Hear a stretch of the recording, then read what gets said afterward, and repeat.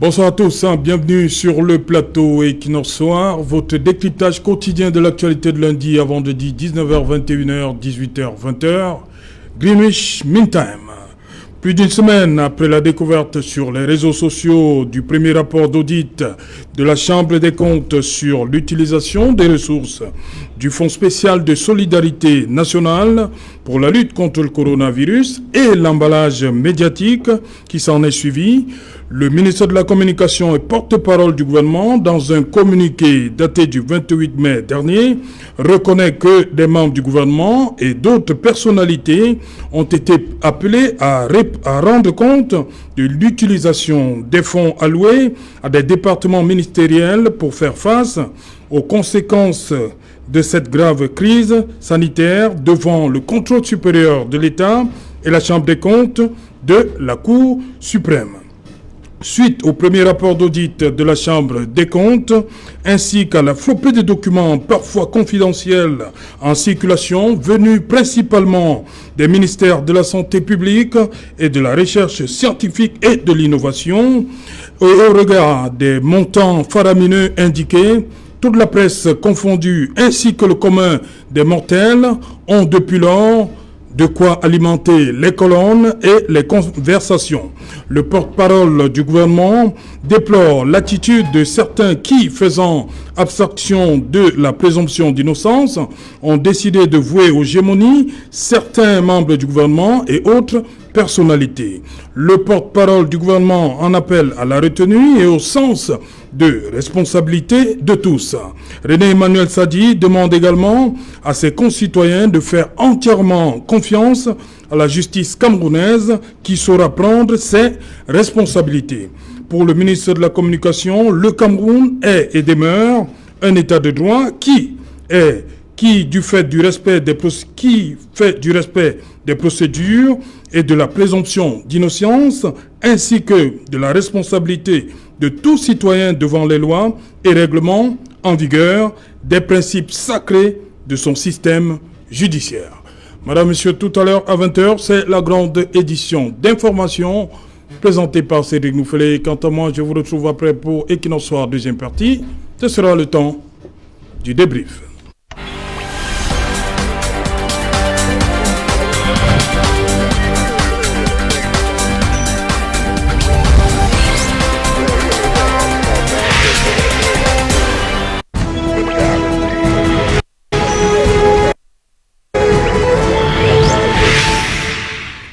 Détournement des fonds Covid, l'aveu du gouvernement, c'est une interrogation, madame, monsieur. Pour tenter donc de répondre à cette interrogation, nous avons invité en plateau ce soir Vincent de Paul Yédé. Bonsoir Vincent de Paul.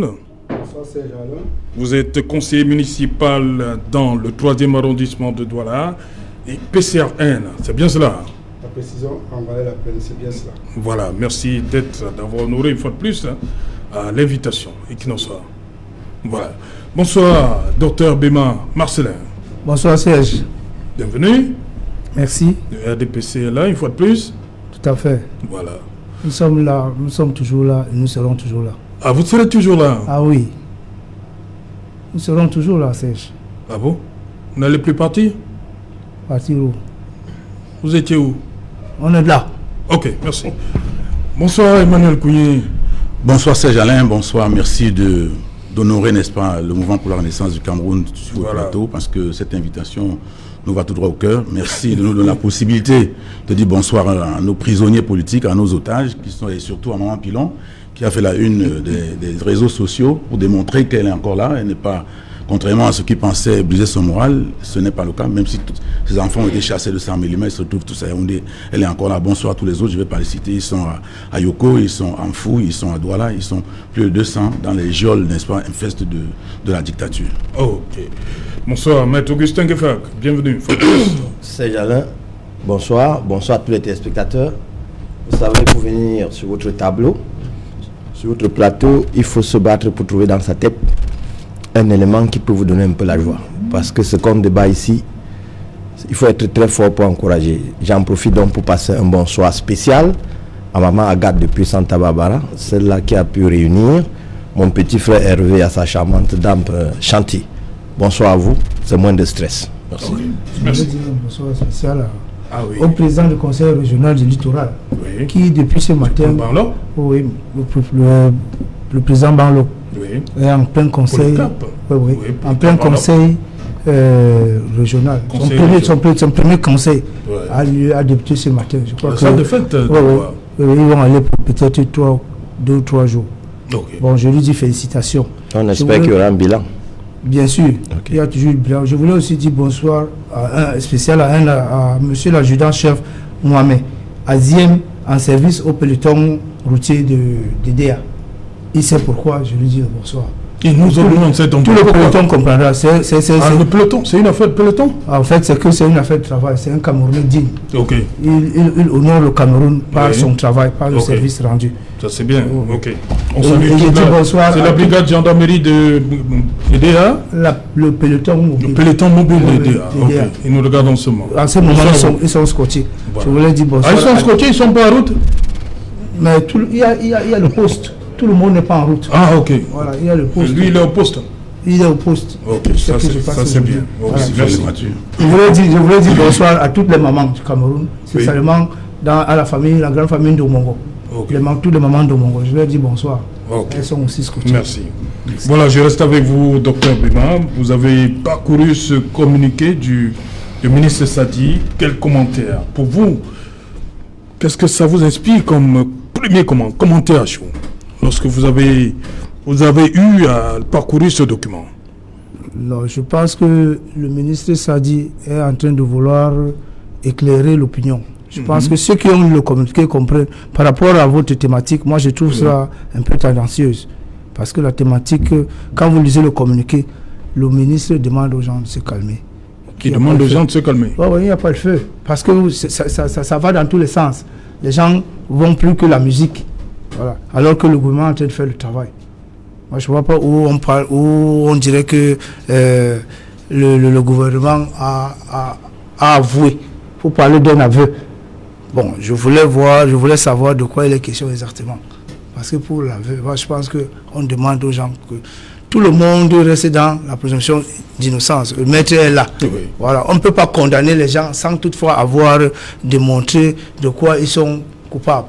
Il faut d'abord démontrer la culpabilité avant de condamner. Donc je pense que le gouvernement, le président de la République, en créant cette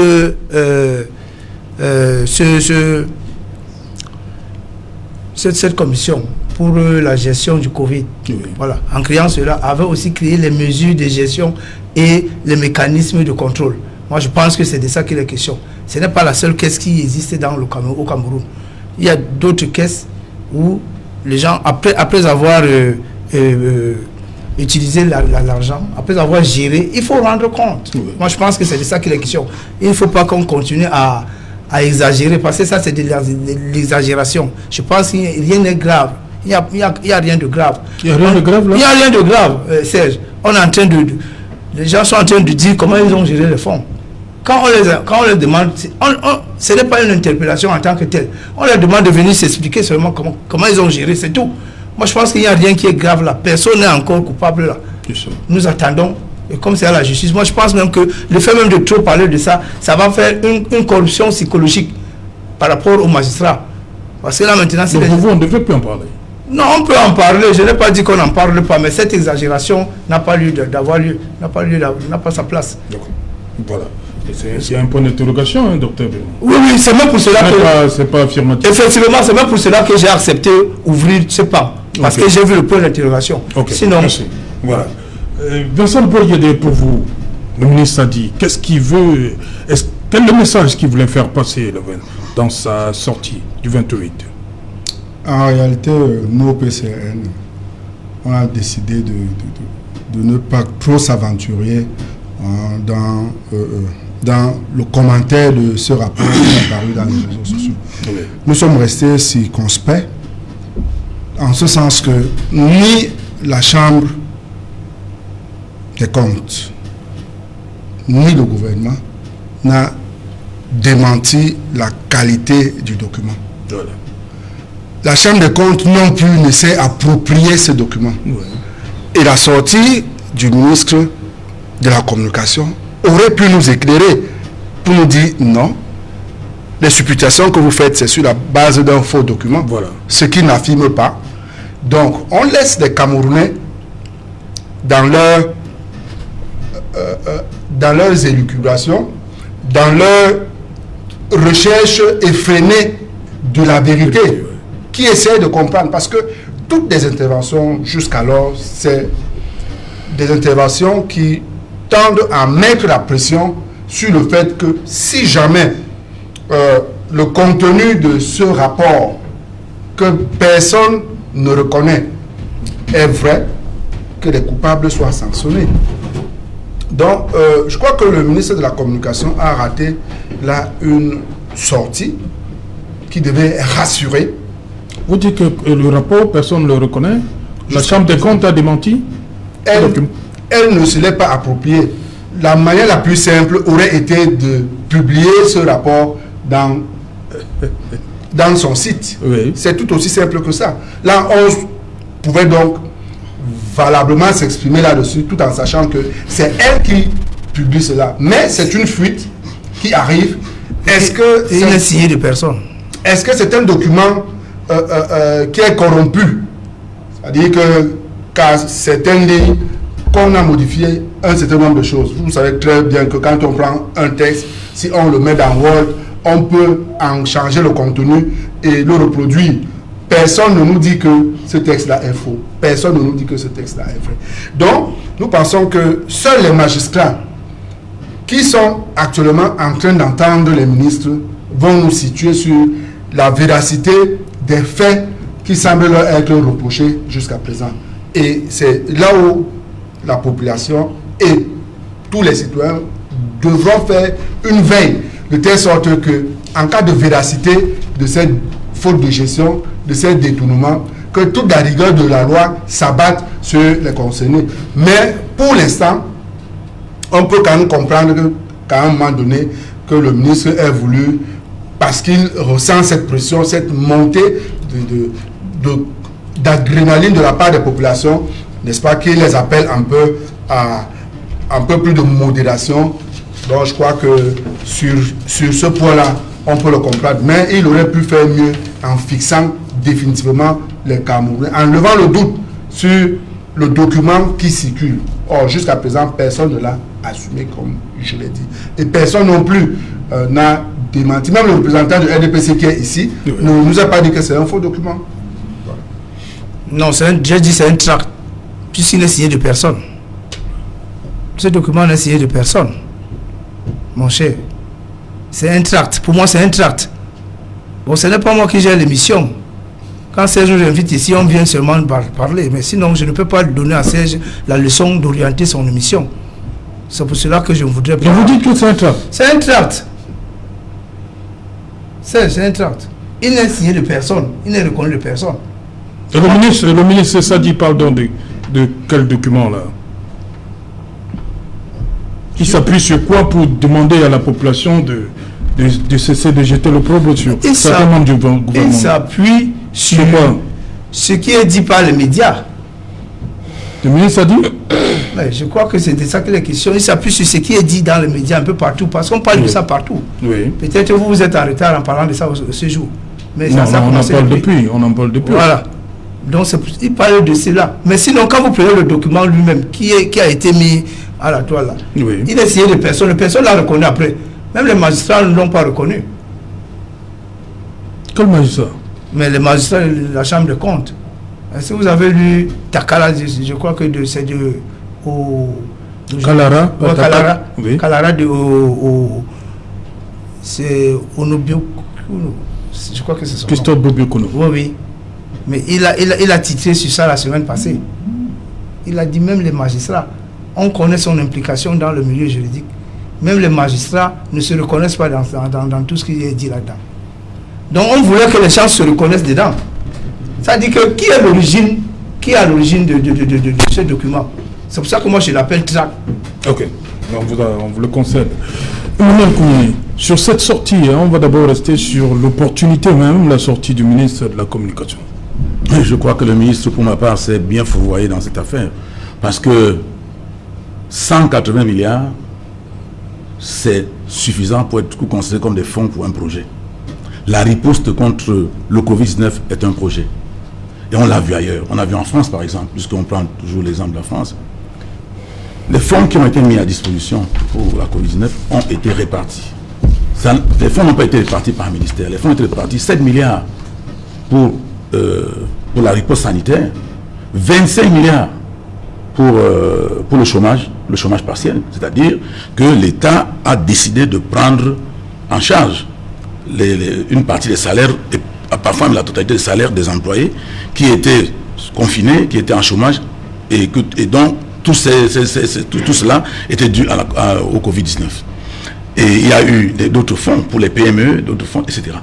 Tous ces fonds ont été orientés vers ces choses. Mais chez nous, ceux qui nous gouvernent ont cru que les fonds mis à leur disposition, c'était pour acheter les masques et tout un tas de trucs. Alors que les entreprises, ils ont plus de 500 milliards, n'est-ce pas, de pertes financières. Les entreprises même, je crois que c'était au mois de mai-juin 2020, le GICAM a fait un premier rapport pour dire qu'ils avaient une perte de près de 3 000 milliards de chiffre d'affaires. Donc, cela suffisait pour que l'État se demande qu'est-ce qu'on a fait cet argent. Parce que je vous signale que c'est en avril-mai 2020 que le G20 a décidé de nous accorder ce moratoire. Parce qu'en fait, il ne s'agit pas d'un mouvement de trésorerie. Il s'agit ils nous ont demandé, sur les 720 milliards de dette extérieure, de retenir 230 milliards pour la Covid-19. C'était ça l'enveloppe globale. Et puis, on devait mobiliser ces fonds avant de l'utiliser.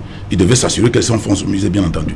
Donc, dès lors qu'on avait eu cette opportunité, il eût été de bonne gestion de la chose publique que des dispositions soient prises pour qu'on puisse savoir où on les affecte. Mais à défaut de quoi, les gens sont débrouillés à distribuer ça dans les ministères. Je crois que pour des fonds de cette nature et de cette hauteur, il faut d'abord faire un cadrage macroéconomique du projet pour dire comment est-ce qu'on organise ce projet, et puis un cadrage budgétaire pour dire quelles sont les orientations que nous allons donner à ce budget. On ne distribue pas l'argent au ministère, parce qu'il y a plein de ministères qui ne sont pas concernés par cette affaire, qui ont eu des fonds. On leur a envoyé de l'argent, c'était pour quoi faire. Donc, moi je pense qu'il y a un gros problème là-dedans. Moi, les voleurs même, mon problème n'est pas à ce niveau. Mon problème c'est que le pays n'est pas gouverné. Parce que même si on fait une faute comme celle-là, il lui fallu que le gouvernement, par moment, dans cette période de crise, que les gens puissent s'asseoir pour évaluer la manière dont, n'est-ce pas, cette opération est gérée. S'il y avait des conseils de ministres au Cameroun, on ne serait pas en train d'écrire des correspondants dans tous les sens. Le chef de l'État pourrait, en conseil de ministres, 2 semaines après, demander, n'est-ce pas, qu'on lui présente l'évolution de la situation, et puis donner des instructions, même verbales, pour permettre aux gens de travailler. Mais vous ne pouvez pas rester chez vous pendant 2 ans, 1 an et demi, et un matin, on vous dit qu'on a volé 180 milliards. Il n'existe aucun pays au monde où les gens peuvent voler 180 milliards. Ou bien les gens peuvent gérer 180 milliards comme ça à l'emporte-pièce, et après on dit on a donné 20 milliards de ce côté, on a donné 30. Mais alors, pendant qu'il le faisait, où était le capitaine du bateau? Parce qu'on a l'impression que ce sont les ministres et que toutes les relations sont horizontales. Personne n'est le chef de l'autre. Même quand le Premier ministre parle, on lui dit que tu as été nommé dans le même décret que nous. Et ça pose énormément de problèmes. On ne peut pas gouverner le Cameroun comme si le Cameroun était une épicerie. Moi, je crois que c'est tout ce gouvernement qu'il faut emballer. Pour moi, je ne pense pas qu'il y ait un seul membre du gouvernement qui doit pouvoir être considéré comme n'être pas. Même le chef de l'État est concerné par cette affaire. Pour moi, pour ma part. Parce qu'il n'a pas fait son travail. Il fallait faire comme les gens ont fait ailleurs. Quand on dit on met 25 milliards pour la riposte, pour la riposte en ce qui concerne les salaires des employés, on dit indemnité, comment on appelle ça, on dit chômage partiel. On met une somme et puis c'est le ministre de l'Emploi, du Travail, qui s'en occupe, qui s'assure que les fonds sont allés à gauche ou à droite, et qui s'assure, parce que même les travailleurs de maison étaient payés en France.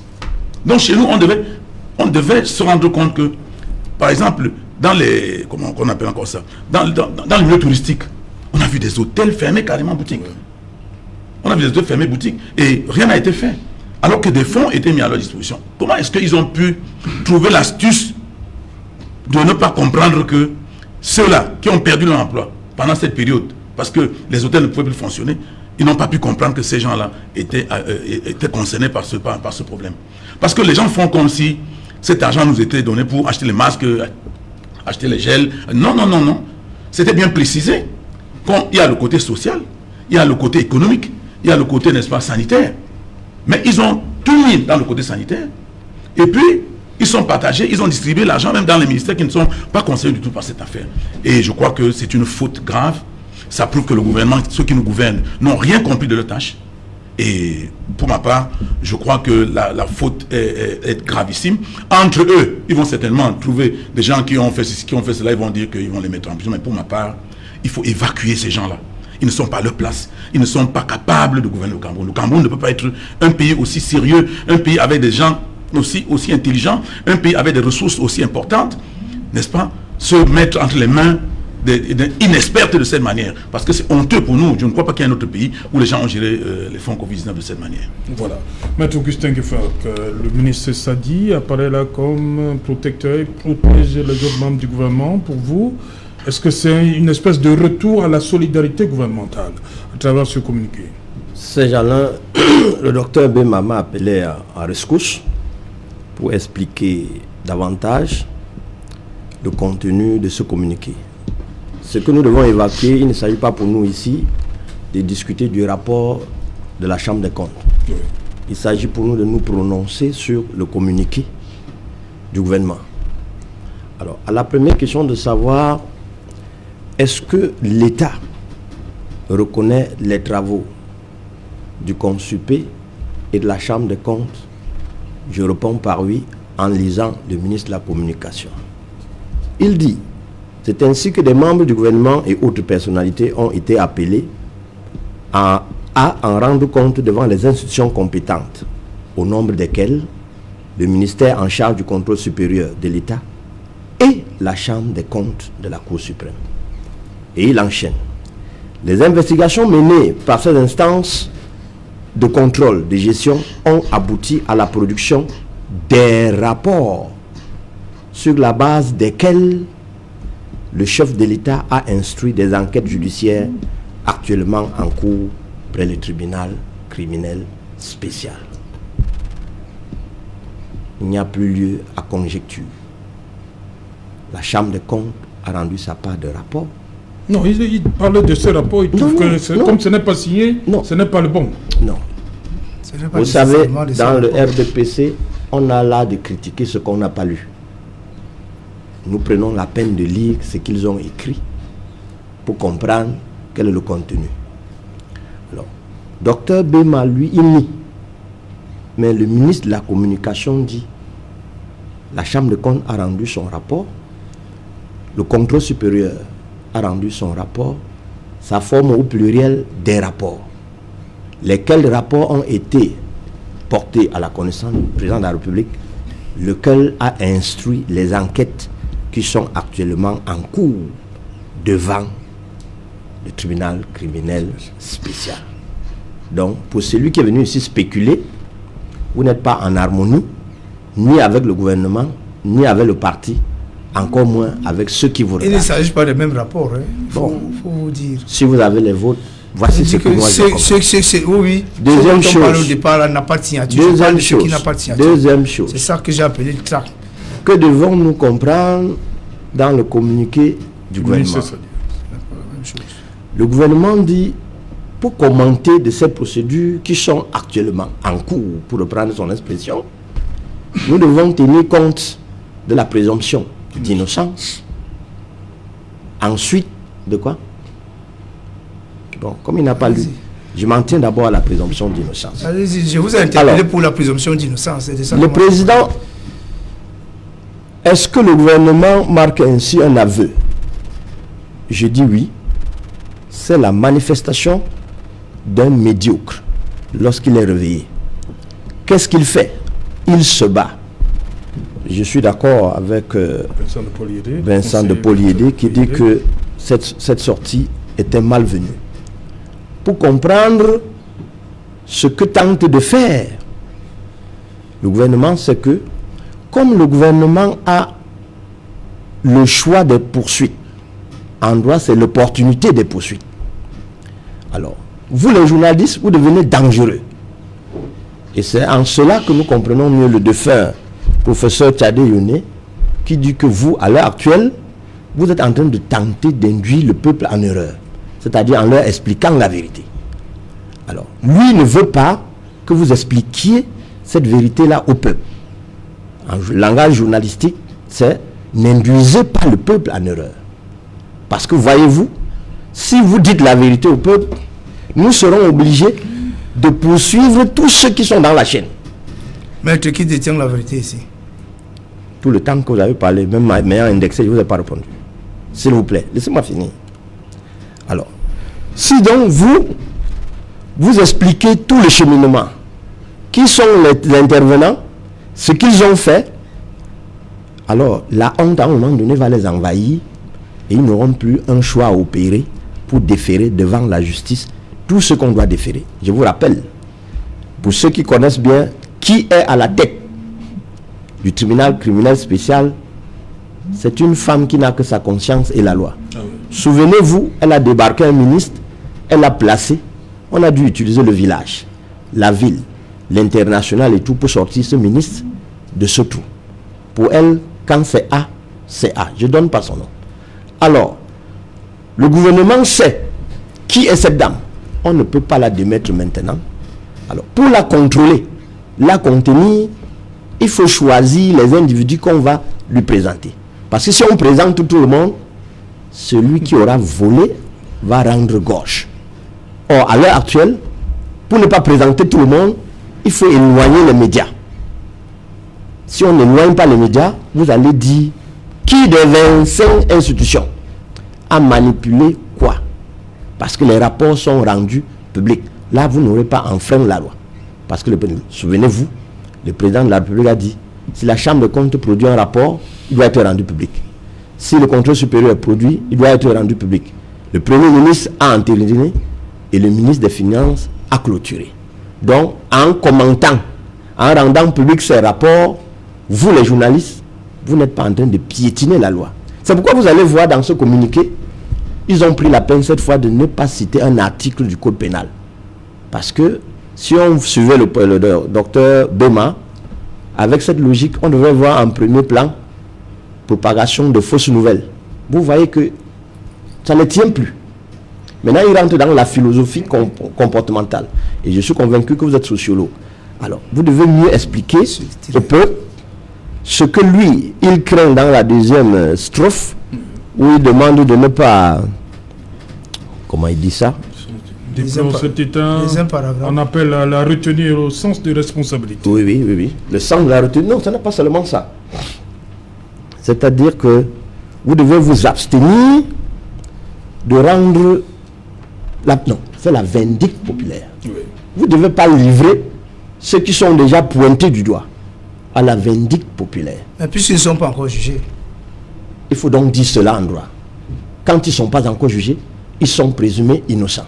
Voilà. Et quand ils sont présumés innocents, la loi sur la bonne gouvernance leur demande de rendre compte. Et le peuple qui doit payer cet argent a le droit de voir, de voir comment il le rencontre. Alors, comment on peut interdire à celui qui paye la note de voir comment on est en train de dépenser son argent? On a interdit personne. C'est ce que le communiqué dit. C'est ce qui est en train de se passer. C'est ce que le communiqué dit. Seulement de ne pas exagérer. Non, nous ne sommes... Vous avez le thermomètre de l'exagération. Oui, mais bien sûr. Tel que vous parlez, M. Kouye, vous ne pouvez pas dire que vous n'êtes pas en train d'exagérer. Mais la température, à quel niveau le Cameroun n'est pas gouverné? Vous ne pouvez pas... Je dis qu'aucun pays au monde ne peut avoir 180 milliards de francs CFA gérés et puis on se rend compte après coup. Tout le monde vous connaît. Ça n'a jamais existé. Tout le monde vous connaît dans votre façon d'être excessif. Docteur Bema, oui, est-ce qu'on peut être au moins d'accord que le peuple a le droit de regarder? Oui, mais c'est pour cela que le communiqué le dit. Jusqu'à présent, docteur Bema, est-ce que vous pouvez expliquer à tous ceux qui nous regardent ce qui a été exagéré par les médias camerounais? Non, je vais donner juste deux exemples. Oui, on a condamné, un seul exemple. On a condamné certaines personnes. Non, dans le cadre de ce dossier. Mais, rien que dans Covid, c'est Covid. Fonds Covid. Oui, mais quand fonds Covid, on a condamné certaines personnes. Vous du RDPC. On demande seulement que les gens aient de... Vous en avez l'habitude de condamner les gens. Vous m'avez demandé de vous accompagner. Les enfants sont en prison là. Accompagnez-moi en disant au peuple que, à l'heure actuelle, les journalistes ont exagéré à tel niveau. Dites-le. En condamnant certaines... Donnez le nom d'un seul. Ils ont fait quoi? Mise en cause. J'ai 167 enfants. Partout par les journalistes. Donnez le nom d'un seul. Vous exagérez. On doit aussi tout le temps avoir le nom du ministre de la Santé. Ne faites pas. Mais tout le temps, c'est le nom du ministre de la Santé. Ne faites pas l'exégèse. C'est vous qui prononcez le mot ministre de la Santé. On doit prononcer. Mais puisque vous insistez que je prononce le nom, c'est pour vous calmer que je le fais. Vous insistez que je prononce le nom alors que vous savez de qui je parle. C'est lui le chef de département. Il doit rendre compte. Mais il n'a pas refusé de rendre compte. Il est en train de rendre compte. Bien sûr. Dis donc qu'il est en train de rendre compte. Est-ce que c'est une faute? Est-ce que c'est une faute? Non, vous ne le dites pas comme ça. Comment le disons-nous? Vous le dites en train... Vous êtes même déjà en train de le condamner. Pourquoi on ne doit pas le condamner? Vous êtes en train de le condamner. Il n'y a pas de prévenu en prison. Mais, maître, souvenez-vous qu'il vient de parler des voleurs. Hein? Bien sûr. Monsieur Kounié, il vient de parler des voleurs. Bon, où est la preuve de ce vol? Attendez. Nous attendons. Comment? Revenons un peu à autre chose. Oui. Souvenez-vous les précédents communiqués du même porte-parole du gouvernement quand il s'agissait du MRC sur les casses. Qu'est-ce qu'il disait les communiqués? Comme vous êtes du MRC, dites-nous. Mais ça vous fait mal si je suis du MRC? Mais est-ce que j'ai dit que... C'est parce que vous ne voulez jamais vous prononcer. Dites donc que Dites donc que je le suis et je le suis. Bon, maintenant, avançons. Je suis fier que vous avez accepté ce jour que vous êtes du MRC. Avançons. Parce que depuis 6 mois, on tourne ici, vous me dites que vous êtes de la société civile. Avançons. Maintenant, je suis content. Et tout le monde a suivi que vous êtes du MRC. Avançons. Maître. Avançons. Oui. Avançons. Là, on avance. Le même ministre avait dit dans un communiqué que les casses, c'est le MRC. C'est elle. Est-ce qu'il n'avait pas jeté celui-là à la vindicte populaire? Alors, vous donc dites... On avait les preuves. Mais on est à quel niveau? Ce n'est pas le thème. Ce n'est pas le thème. Nous sommes ici. Nous sommes ici. À l'heure actuelle. Oui. Quel est l'homme qu'on a jeté en pâture, que dont le nom ne ressort pas des rapports cités par le même ministre, c'est-à-dire le rapport du Consupé et le rapport de la Chambre des comptes? Donner un seul nom, qu'on est allé arracher au quartier. Non, le rapport est une condamnation. C'est pas... Bon, on ne se comprend pas, docteur. Parce que quand vous parlez de rapport, tu vas avoir la parole et puis tu vas... Vincent de Paul Guédé, est-ce que ce qui se passe aujourd'hui semble quand même... Je vous en prie. Ce qui se passe aujourd'hui semble quand même inédit. Est-ce que vous avez déjà de mémoire d'hommes, de politiciens, vu le peuple camerounais être autant assoiffé de justice? Le cas Covid-19. Non. Les Camerounais veulent la vérité. Il y a une veille... C'est un problème de santé? C'est ça qui fait... Non, il y a une veille citoyenne. Oui. C'est-à-dire que le peuple camerounais désormais s'intéresse à ce qui se passe dans son pays. Il s'intéresse à ce que font les gouvernants. Il s'intéresse à ce que font tous les acteurs politiques. C'est pour cela que ceux qui sont en charge de la gestion de ce pays doivent faire extrêmement attention. C'est-à-dire que nous ne sommes plus en 2000 ou en 2010. Oui. Nous sommes en 2021. 2021. Nous sommes en 2021. Alors, je voudrais tout simplement dire que le Cameroun s'était engagé à faire... Vous comprenez pourquoi le ministre de la Communication demande un peu plus de retenue? On peut comprendre qu'il demande un peu plus de retenue. Parce qu'en réalité, comme le disait Maître, ils sont quand même pris à leur propre jeu. Voilà. C'est-à-dire que dans d'autres circonstances, ils auraient déjà mis tout le monde en prison, sans respecter la présomption d'innocence qui est évoquée ici, sans faire allusion au respect des droits des uns et des autres. C'est quand même assez embarrassant pour le gouvernement, au vu du nombre de personnalités impliquées. C'est quand même embarrassant. C'est-à-dire que ce serait totalement un tsunami que de vouloir mettre le grappeur sur tout le monde. Donc, il veut se donner le temps de démêler les chevaux et peut-être en fonction de ses priorités, de sacrifier quelques têtus. Je vous pose la même question. Est-ce que le ministre Sadi veut protéger ses collègues, membres du gouvernement? Est-ce qu'il y a un retour à la solidarité? Parce qu'à un moment, on parlait de cette solidarité-là qui manquait au sein du gouvernement. Est-ce qu'à travers ce communiqué, le ministre veut entre guillemets, protéger ses collègues qui, depuis, comme on le dit, sont livrés comme ça à la vindicte populaire? Non, je ne pense pas. Je crois qu'il s'agit plutôt là du climat social qui est délétère actuellement. Parce que, il vous souvient que c'est le chef de l'État lui-même qui a inscrit ces différentes enquêtes judiciaires qui sont en train de se faire aujourd'hui. Donc, il ne peut pas venir dire le concret de ce que le chef de l'État lui-même a recommandé. Bon, mais maintenant, c'est l'engouement populaire. C'est les risques de débordement, n'est-ce pas, qu'il évite. Et justement, il demande de faire confiance à la justice camerounaise. Et Maître venait de dire qu'il y a un magistrat là-bas qui applique la loi les yeux fermés. Le président du TCS. Voilà. Donc, il a peut-être raison de nous demander, au peuple, en fait, je ne pense pas qu'il s'adressait uniquement aux journalistes, mais au peuple, d'une manière générale, et à tous les différents acteurs, de laisser que la justice fasse son travail. Et en réalité, si on continue comme ça, on risquera d'instrumentaliser la justice. C'est-à-dire qu'elle va se mettre à poser des actes qui vont avoir une connotation politique. Et pourtant, il n'est pas question de ça ici. Moi, je pense que les magistrats, effectivement, doivent faire leur travail en toute sérénité. Et il faudrait qu'on leur permette de faire ce travail. Ok. Oui. Ils le feront, justement. Oui, docteur Bemont, les magistrats feront le travail. Oui, oui. Le ministre a dit qu'on est dans un état de droit. Il ne faut pas que les gens pensent que nous disons que nous protégeons ceux qui ont pillé. Non. Le RDPC n'a donné l'option à personne d'aller piller. Je pense que c'est de ça qu'il est question. Mais nous disons seulement qu'il faut que les faits soient établis avant de condamner. Parce que c'est des responsables des familles. Est-ce qu'on peut empêcher, prenons le cas de la presse, le rapport, il est là, il est sorti, pour empêcher la presse d'en parler? Lequel rapport? Le premier rapport d'audit. Il est signé de qui? Vous voulez qu'il soit signé de qui? Par celui qui a fait le rapport. Non, moi, je voulais savoir... Qui a fait le rapport? Je ne sais pas, c'est vous qui parlez du rapport, moi je n'ai pas ça. Le ministre Sadi parle de quel rapport? Le ministre Sadi? Oui. Le ministre Sadi, c'est un membre du gouvernement. Vous avez lu le communiqué? Oui, bien sûr. Il parle des rapports. Oui, il parle des rapports. Oui. Est-ce que vous avez des rapports? Chambre des comptes. Est-ce que vous avez des rapports? J'ai le rapport de la Chambre des comptes. Vous avez le rapport. La Chambre des comptes. Des rapports. J'ai le rapport de la Chambre des comptes. Donc ça veut dire que vous n'avez pas tout. Et peut-être ce que vous n'avez n'est pas authentique. Vous avez l'authentique? C'est ce que moi je pense que ce n'est pas authentique. Parce que si c'était authentique... Vous avez dans l'authentique, Dr Bemont. Oui, il n'y a même pas de rapport. Vous avez dit que le ministre, on parle du comité du ministre Sadi. Il y a le rapport authentique, mais il est là-bas. Où? Là où il doit se trouver.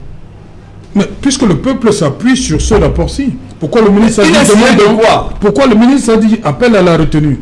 Le peuple s'appuie sur ce rapport-ci. Mais puisqu'il y a déjà un tract, il y a un tract qui est dehors. Faut faire et le ministre Sadi s'appuie sur le tract pour faire un communiqué qui engage. Il a dit des rapports. Il a dit des rapports. Serge, vous continuez à me dire le rapport. Non, on parle de ce que nous avons sous nos yeux.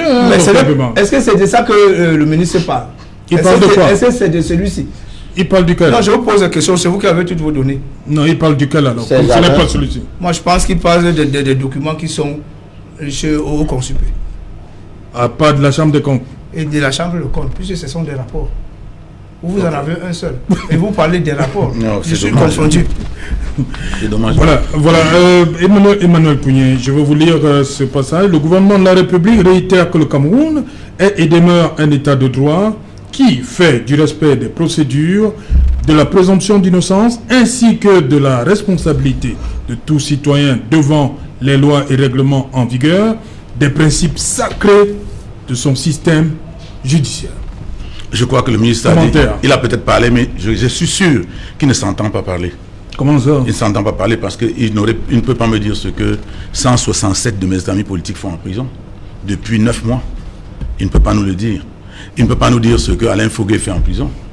Il ne peut pas nous dire ce que Bibou Nissa, qui a été arrêté chez lui devant femmes et enfants, font en prison. Et ils sont là depuis 9 mois, ils n'ont pas été jugés. La présomption d'innocence n'est pas intégrée. Voilà un état de droit. Non, je crois qu'ils sont en train de se perdre en conjecture dans des propos de cette nature pour nous distraire sur les faits actuels et les faits futurs. Parce qu'il y a des faits futurs gravissimes qui arrivent.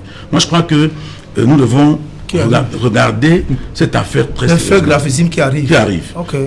Pourquoi est-ce que je dis, pourquoi est-ce que je le dis? Les bailleurs de fonds, les G20, à travers le Fonds monétaire international, nous a accordé un différé de 230 milliards sur notre dette extérieure qui était de 720 milliards. Il était question que dans 3 ans, nous puissions payer cette dette. C'est-à-dire, cette dette, nous allons mobiliser ces fonds qui devaient servir à payer la dette, mais nous n'allons pas payer, nous allons utiliser pour riposter contre la Covid-19. Et je tiens à vous signaler que les 720 milliards de dette extérieure, ça c'est la dette multilatérale, va continuer à augmenter. Et quand on va arriver à 2023, on sera peut-être à 1000 milliards. Il faudrait ajouter 230 milliards sur les 1000 milliards, sans compter qu'aujourd'hui, ils sont en train d'essayer d'acheter les eurobonds pour rembourser les 500 milliards d'eurobonds qu'ils avaient achetés, et ils n'arrivent pas à s'en sortir. Donc nous allons nous retrouver en 2023 avec un budget de environ 4500 milliards, puisqu'il ne va pas forcément augmenter compte tenu de la conjoncture, avec plus de la moitié orienté vers la dette. Donc nous ne pourrons plus ni payer les salaires des fonctionnaires, ni gérer quoi que ce soit.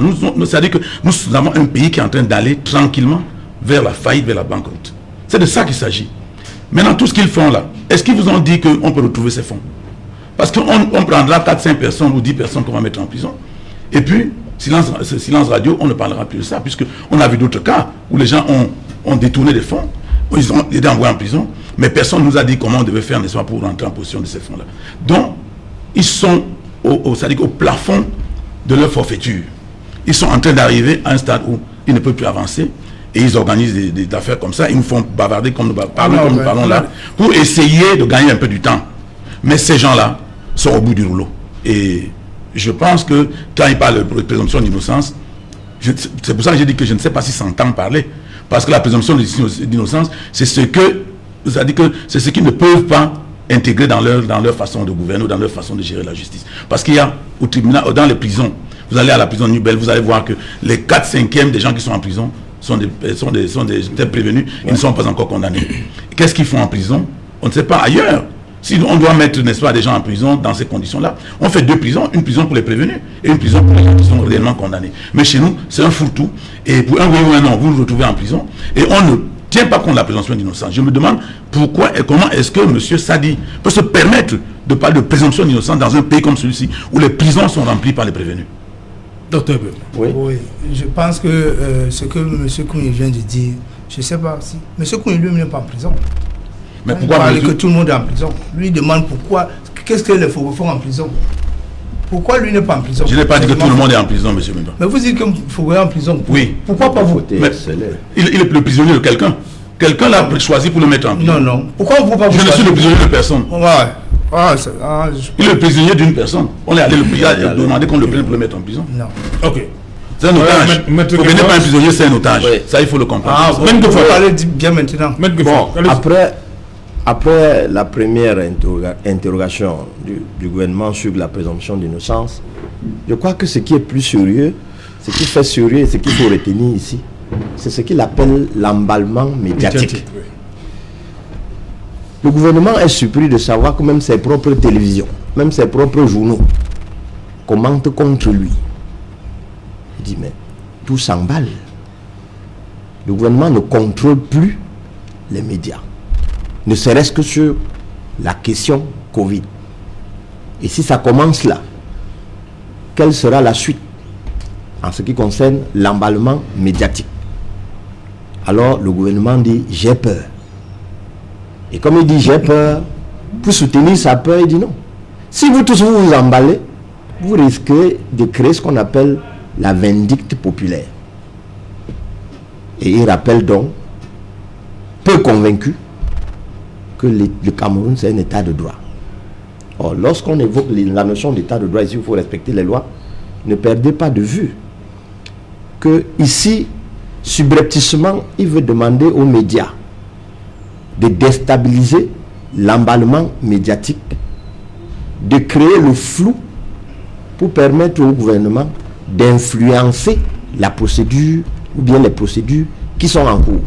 Alors, à côté de l'emballement médiatique, à côté de la présomption d'innocence, il faut maintenant opposer à ceci pour comprendre la force du gouvernement qui est l'opportunité des poursuites. Et comment on justifie cela? souvenez-vous que le ministre de la Justice, garde des Sceaux, a dû écrire avec assez d'énergie pour demander au secrétaire général de lui transmettre le rapport complet. Alors, qu'est-ce qu'on avait retenu? C'était le nom de qui? C'était les justificatifs contre qui? Vous voyez déjà les faits. Ensuite, n'oubliez pas que le procureur général, près du tribunal criminel spécial, est en parenthèse un membre du gouvernement. C'est-à-dire le ministre peut lui dire ne poursuit pas tel, il ne le fera pas. Parce que le président aura, la présidente ou bien le gouvernement aura dit ne poursuivez pas tel. Or, dans le cas de l'emballement médiatique, vous allez expliquer que non, on a laissé l'auteur, on a allé chercher plutôt le receveur. C'est pourquoi ils ne veulent pas se chorus sur ce problème. Parce que vous allez exposer ce qu'eux, ils veulent cacher. Alors, ils vous interpellent, ne jugez pas, attendez la justice. Non, on n'est pas en train de juger. Les médias qui s'emballent ne jugent pas. Cherchez à comprendre pourquoi ils se sont organisés pour ponctionner les 180 milliards. Même les médias pro-gouvernement chantent la chanson de non à cette fraude, de non à ce vol.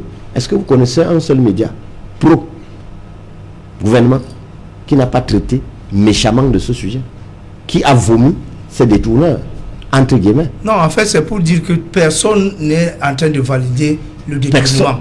Personne. Là au moins, nous sommes en harmonie. Personne. Il faut donc dire au gouvernement que même si ce sont ses propres pions qui disent que ce n'est pas bon. Le gouvernement demande seulement qu'on attende le temps de la justice. Et quand ça va se prononcer...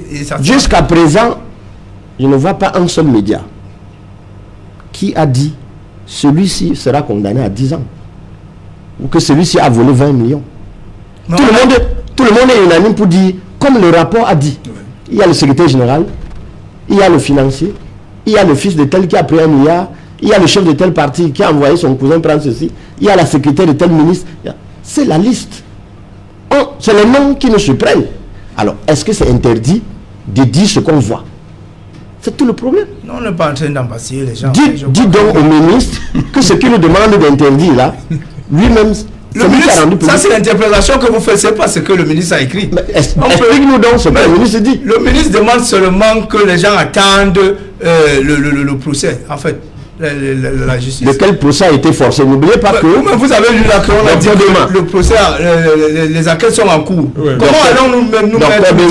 N'oubliez pas que le gouvernement n'a jamais accepté. C'est le fonds monétaire qui a obligé le président de la République à lui rendre compte. Non, quand le président de la République crée ce fonds, il crée aussi les mécanismes de contrôle. Merci, on revient après le journal. C'est le G20. Dans un instant, le 20h de Cédric Noufelé, mais avant cela, une page de pub. Bonjour gars, c'est comment? Gars, ça dit quoi? Gars, réponds même non. Tu es consacré sur WhatsApp avec les go? Man, j'envoie l'argent à ma petite soeur. Sur WhatsApp? Oui man, ce sont les nouveautés EU Mobile Money. Et que tu fais ça